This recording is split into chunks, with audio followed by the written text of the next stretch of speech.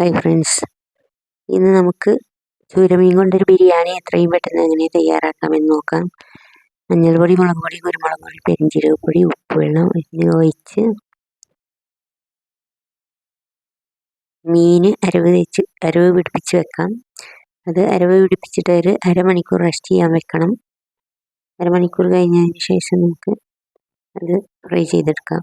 ഇഞ്ചി, വെളുത്തുള്ളി, പച്ചമുളക്, പിന്നെ ഗ്രാമ്പു, പട്ട, ഏലക്ക, തക്കാളി, സവാള,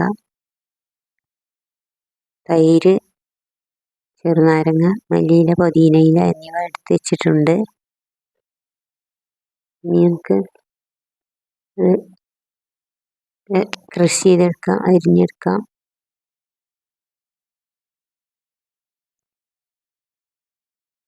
പിന്നെ നമുക്കൊരു സ്റ്റൗവിലൊരു കുക്കർ വെച്ച് കൊടുത്ത ശേഷം അത് സവാള വഴറ്റിയെടുക്കാം. അരിഞ്ഞ് വെച്ച സവാളയിൽ നിന്നും ഒരു പകുതി സവാള എടുത്ത് അരിഞ്ഞ് വെക്കാം. ഒരു 4 ചെറിയ സവാളയാണ് ഞാൻ അരിഞ്ഞിരുന്നത്. അതിൽ നിന്നും പകുതി എടുത്ത് റൈസ് വേവിക്കുന്നതിലേക്ക് വേണ്ടി ഓയിലും നെയ്യും ഒഴിച്ച് വഴറ്റിയെടുക്കാം. ഏകദേശം വഴറ്റി വരുമ്പോൾ ഗ്രാമ്പു, പട്ട, ഏലക്ക പൊടിച്ചത്, പിന്നെ ഉണക്കമുന്തിരി, അണ്ടിപ്പരിപ്പ് എന്നിവ അതിലേക്ക് ചേർത്ത് കൊടുക്കാം. എനിക്ക് നേടെ കിട്ടിയത് ഉണക്കമുന്തിരി കറുത്ത മുന്തിരിയാണ്. അതാ എൻ്റെ ഇതില്ലാത്തപ്പം കറുത്ത മുന്തിരിയിൽ നിന്ന് ഒരു 4 ചേർത്ത് കൊടുത്തതാണ്. ഇനി അത് നന്നായി വഴറ്റി വരുമ്പോൾ അതിലേക്ക് 1/2 കിലോ റൈസാണ് ഇന്ന് നമ്മൾ ബിരിയാണി ആക്കുന്നത്. അതിലേക്ക് 1 കിലോ അരിയുടെ അളവിൽ വെള്ളം ഒഴിച്ചു കൊടുക്കണം. നമ്മൾ നല്ല പാം ഓയിലും സാധാ ഫ്രഷ് നെയ്യുമാണ് ഇത് പാകം ചെയ്യുന്നതിന് വേണ്ടി എടുത്തിട്ടുള്ളത്. ആ 1 കിലോ അരിയുടെ അളവിൽ ഉള്ള വെള്ളം 1/2 കിലോ റൈസിന് വേണ്ടി അതിലേക്ക് ഒഴിച്ചു കൊടുത്തിട്ടുണ്ട്. ഇനി അത് മൂടി വെച്ച് തിളപ്പിക്കാം. അപ്പോഴേക്കും നമുക്ക് അരവ് തേച്ച് റെസ്റ്റ് ചെയ്യാൻ വെച്ച് ഒരു അരമണിക്കൂർ കഴിഞ്ഞ് മീൻ ഫ്രൈ ചെയ്തെടുക്കാം. ഈ റൈസ് വേവിക്കുന്നതിലേക്ക് വെള്ളം ഒഴിച്ച് കൊടുത്തതിലേക്ക് കുറച്ച് ഉപ്പും, ആവശ്യത്തിനുള്ള ഉപ്പും, ഒരു ചെറുനാരങ്ങയുടെ തുണ്ടും, മുറിയുടെ തുണ്ടും ഇട്ട് കൊടുത്തിട്ടുണ്ട്. റൈസ് കട്ട പിടിക്കാതിരിക്കാൻ സഹായിക്കും. ഈ ഫ്രൈ ചെയ്യാനുള്ള മീൻ ഓയിലൊഴിച്ച് ഫ്രൈ പാനിലേക്ക് വെച്ച് കൊടുത്തത് ഇനി നന്നായി ഫ്രൈ ചെയ്തെടുക്കാം. അപ്പോഴേക്കും റൈസിന് വേണ്ടി വെച്ച വെള്ളം തിളച്ച് വന്നിട്ടുണ്ട്. അതിലേക്ക് കഴുകി വൃത്തിയാക്കി എടുത്ത് മാറ്റി വെച്ച റൈസ് ഇട്ട് കൊടുത്ത് ഇളക്കി അടച്ച് വെച്ച് കൊടുക്കാം. അപ്പോഴേക്കും ഫ്രൈ പാനിൽ വെച്ച ചൂരമീൻ നന്നായി ഫ്രൈ ആയി കോരിയെടുത്ത് അതിൽ ബാക്കിയുള്ള കയ്യിലേക്ക് മസാല ഉണ്ടാക്കാനുള്ള സവാള ഇട്ട് കൊടുത്തിട്ടുണ്ട്. ആ സവാള നന്നായി വഴറ്റിയെടുക്കണം. അത് വേഗം വഴറ്റി കിട്ടുന്നതിന് വേണ്ടി ഒരൽപ്പം ഉപ്പുവെള്ളം ഒഴിച്ചു കൊടുത്ത് വഴറ്റിയെടുക്കാം.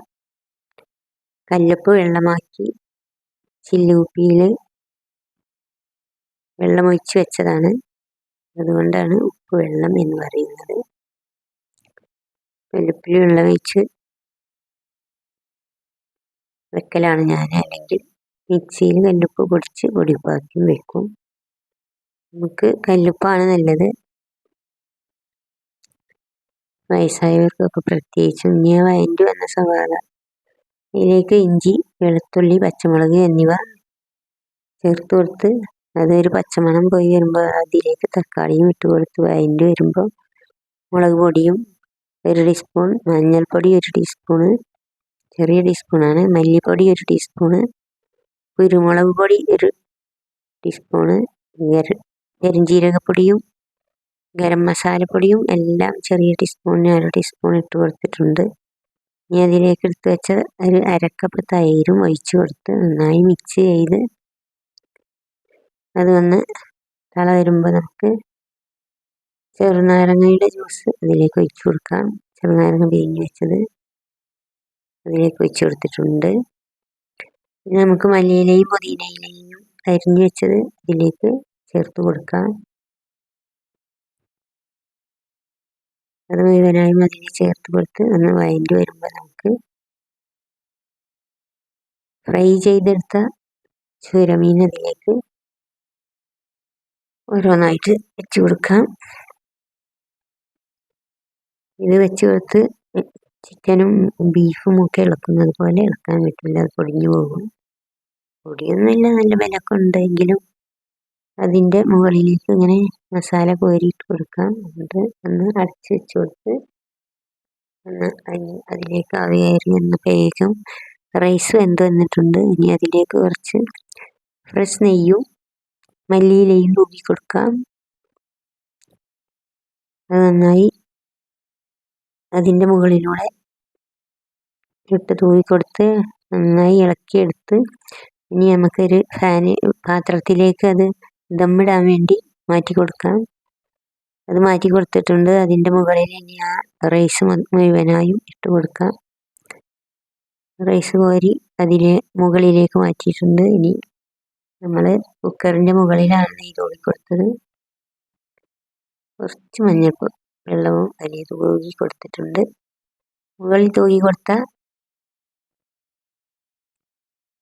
അടിയിലെ റൈസ് വരുമ്പോൾ ഇതിൻ്റെ മുകളിലും കുറച്ച് നെയ്യ് തൂക്കി കൊടുക്കാം. അതിലുള്ള മസാലയൊക്കെ ബാക്കിയുള്ളത് അതിൻ്റെ മുകളിൽ ഇട്ട് കൊടുക്കാം. വീഡിയോ ഇഷ്ടമായാൽ എല്ലാവരും സബ്സ്ക്രൈബ് ചെയ്യുക, ഷെയർ ചെയ്യുക, കമൻറ്റ് ചെയ്യുക. വീണ്ടും ഒരു വീഡിയോയുമായി